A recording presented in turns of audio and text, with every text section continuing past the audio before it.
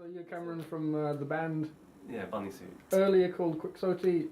Yeah, Quixote. I think everyone says it completely differently. I think in Germany people say Quixote. Quixote? And in Paris... Is that one of the reasons why you changed the name? This was one of the big reasons, yeah, for changing the name, was just that we got to a point where you start getting radio play, you start getting kind of a bit of a press circle, when you think like there's absolutely zero chance that anyone's going to understand what the guy's saying because you don't know how he's going to pronounce it. Quixote.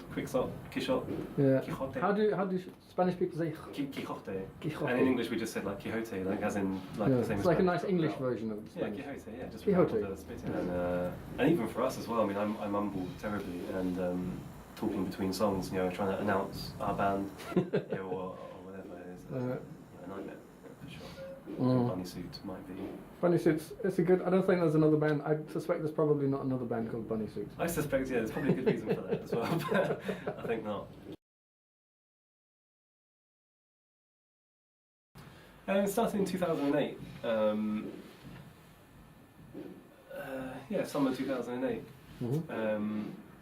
And we took this boat, this houseboat. It's like a kind of abandoned ship in central London.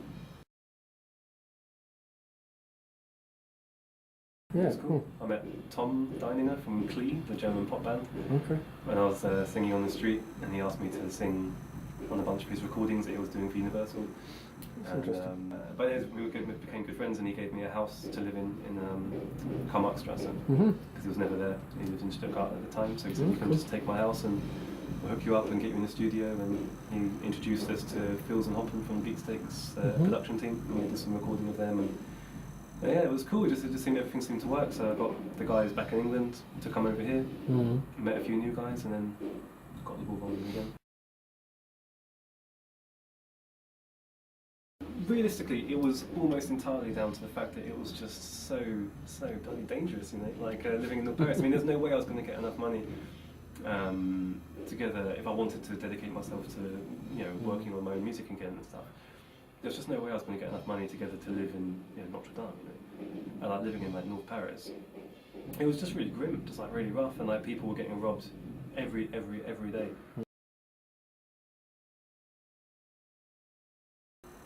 Like we've got the core kind of group of the band, if you know what I mean, which is at the moment, I mean, it was 3 English and a Spanish and a French guy. Now it's 2 English, Israeli guy, a French guy.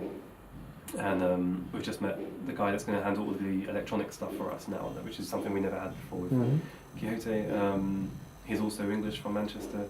But then there's a big group of musicians that are fantastic, and we've used them for recordings or for certain shows. If it's a bigger stage, we might have we had a Russian percussionist or a German violinist, for example. There's a baritone sax player. We have an American trumpeter. So there's a big group of, and now a new Spanish singer as well, and another German acoustic guitarist. So there's a good kind of 10 people involved in the project.